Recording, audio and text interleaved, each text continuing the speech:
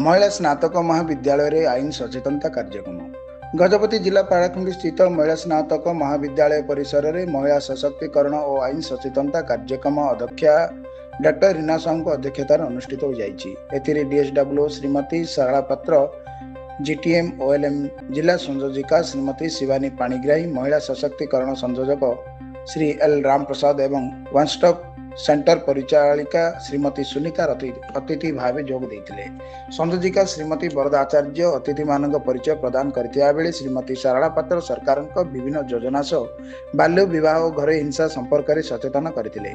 श्रीमती शिवानी पाणिग्राही कर्म क्षेत्र में महिला यौन उत्पीड़न विरोधी आईन उपर आलोकपात करथिले।